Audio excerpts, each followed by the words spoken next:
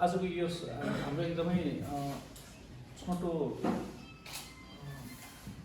सूचनालाई पनि आधार मानेर आउनुभएको हाम्रो प्रेस हाम्रो पत्रकार महासङ्घका अध्यक्षज्यू उपाध्यक्षज्यू र नि हाम्रो सम्पूर्ण पाल्पामा चाहिँ रहेर पत्रकारिता गर्ने सम्पूर्ण साथीहरूलाई चाहिँ म यो कार्यक्रममा स्वागत गर्न चाहन्छु र हाम्रो यस जेनजी आन्दोलनमा पाल्पामा रहेर जेनजी आन्दोलनलाई एउटा उचाइसम्म पुर्याउनु भएको सम्पूर्ण साथीहरूलाई पनि म स्वागत गर्न चाहन्छु। हामी सबै एकै ठाउँ छौँ।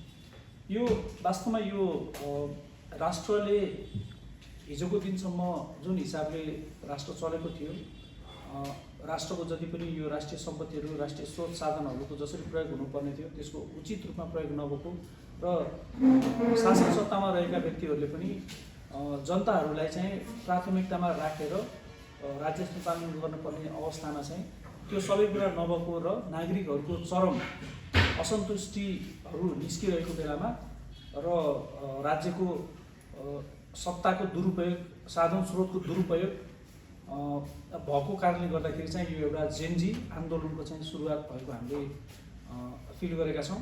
र यो जेनजी आन्दोलन भइसकेपछि सम्पूर्ण जेनजीहरूले नेपालभरि यो 23 गते र 24 गते एकदमै कडा रूपमा आन्दोलन सुरुवात भयो। आन्दोलनले चाहिँ 2 दिनमा नै एउटा मूर्त रूप लियो। त्यही क्रममा चाहिँ हामीले देशभरिमा नसोचेका धेरै अप्रिय घटनाहरू पनि घट्न पुगे। कतिपय चाहिँ अब मान्छेहरूको ज्यानै पनि गयो, हाम्रो शहीदहरू हुनुभयो, 70 जनाभन्दा बढी शहीदहरू हुनुभयो। अब घाइतेहरू पनि 2000 भन्दा बढी हुनुभएको छ। हामीले आकलन गर्न सक्नु माथिको भाषा यो सबै भइरहेको बेलामा चाहिँ तानसेनमा पनि आन्दोलन भयो।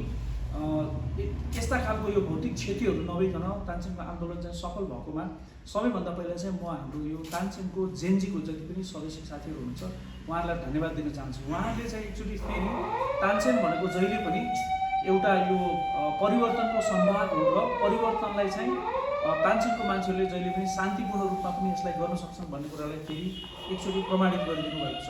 र यो हामीले खास यो भोलिको कार्यक्रम यो जेनजीको राष्ट्रिय सम्मेलनको रूपमा लिएका छौँ। यो राष्ट्रिय सम्मेलनमा विशेष गरेर अहिले जेनजी आन्दोलन भइसकेपछि राष्ट्रिय रूपमा एउटा ठुलो क्वेसन उठेको छ कि अब जेनजीहरूको यो आन्दोलनपछि चाहिँ जेनजीहरूले कसरी अगाडि बढ्ने हो। यो जेनजीको आन्दोलनको चाहिँ औचित्य पनि पुष्टि गर्ने समय आएको छ र धेरै जसो जेनजीको अभियन्ताहरूले चाहिँ काठमाडौँमै रहेर यो जेनजीको आफ्नो जुन समूहहरू छ, जेनजीको समूह विभिन्न खालको समूहहरू छ, त्यो समूहहरूको आइडेन्टिटीमा रहेको र धेरै समूहहरूले चाहिँ अब जिल्ला स्तरीय रूपमा पनि आफ्नो नेटवर्कहरू गठन गर्न सकेको यो कुराहरू बाहिर आइरहेको छ। र त्यही बिचमा हामीले एउटा कुरा एउटा ठुलो भ्याकुम चाहिँ के देख्यौँ भने यो जेनजीको आन्दोलन भइसकेपछि जुन हिसाबको कामहरू भइरहेको छ त्योभन्दा पनि जेनजीले गर्नुपर्ने काम चाहिँ के छ भने जुन आक्रोश र जुन चाहिँ असन्तुष्टिको कारणले गर्दाखेरि यो जेनजी आन्दोलन भयो त्यो चिजहरूको एड्रेस अझै भएको छैन। त्यो भनेको चाहिँ देशमा रहेको चरम व्यथिति र भ्रष्टाचार रहेको छ र यो भ्रष्टाचार अन्त्यको लागि र सुशासन कायम गर्नको लागि जेनजीहरूले के काम गर्न सकिन्छ त। अब भोलिको दिनमा हामीले जेनजीको नेतृत्व पनि राष्ट्रिय रूपमा त चयन हुने नै छ।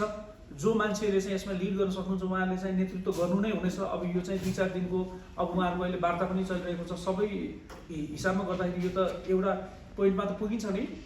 त्यसपछि जिल्ला समिति पनि गठन होला, अनि पालिका स्तरीय कमिटी पनि गठन होला, वार्ड स्तरीय कमिटीहरू पनि गठन होला। त्यो कमिटीले गर्ने काम चाहिँ के हो त? त्यो कमिटीले गर्ने जुन सामाजिक कार्यहरू हुन्छ, राजनीतिक कार्यहरू भनेको त अब त्यो राजनीतिक एउटा धारमा गइसकेपछि एउटा पोलिटिकल पार्टीको रूपमा फर्मेसन भइसकेपछि त्यो चाहिँ अगाडि बढ्ला। र त्योभन्दा पनि जुन मुद्दाको लागि यो सबै आन्दोलन भएको थियो त्यो मुद्दालाई कसरी अगाडि बढाउन सकिन्छ भन्ने कुराको अहिलेसम्म राष्ट्रिय रूपमा पनि यसमा बहस नभएको कारणले गर्दाखेरि हामीले यो बहसलाई पाल्पाबाट सुरुवात गर्ने हिसाबले भोलिको कार्यक्रम चाहिँ हामीले त्यसरी अगाडि बढाएका छौँ। भोलिको कार्यक्रममा जेनजीहरूले कसरी भ्रष्टाचार अन्त्य गर्नको लागि चाहिँ काम गर्न सक्छन्। जस्तै कुनै अब पालिका स्तरीय जेनजीको टिमहरूले चाहिँ पालिकामा हुने भ्रष्टाचार र पालिकाको मातहतमा हुने भ्रष्टाचारलाई चाहिँ कसरी कम गर्न सकिन्छ र त्यो भ्रष्टाचारलाई चाहिँ कुन हिसाबले चाहिँ हामीले ट्याकल गर्न सक्ने हो त। त्यो भ्रष्टाचारको स्वरूपहरू के छ त र त्यो भ्रष्टाचारमा लागिरहेका मान्छेहरू कुन त्यसको पात्रहरू के छन् त। यो सबै विषयहरू चाहिँ कसरी आइडेन्टिफाई गर्ने, अनि त्यसपछि कुनै पनि कार्यालयमा जाँदाखेरि भ्रष्टाचार हुने भनेको त सरकारी कार्यालयबाट नै हो।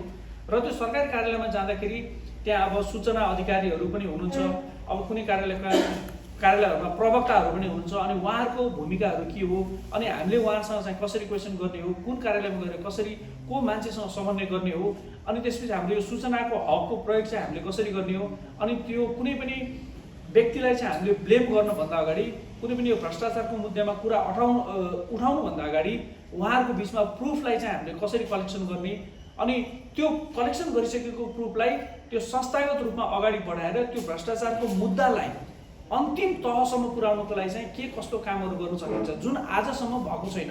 आजसम्म हामीले के देखेछौँ भने भ्रष्टाचारको मुद्दाहरूमा चाहिँ हामी कुराहरू चाहिँ उठान गर्छौँ, तर त्यो कुरालाई चाहिँ फलोअप नगर्ने कारणले गर्दाखेरि त्यो भ्रष्टाचार गर्ने भ्रष्टाचारीहरूलाई पनि के लाग्छ भने यो उठान गर्ने मात्र विषय हो, यसपछि चाहिँ मेरो कुनै पनि कन्टिन्युटी हुँदैन भनेर भ्रष्टाचारलाई चाहिँ संस्थागत रूपमा अगाडि बढेको पनि देखिएको छ।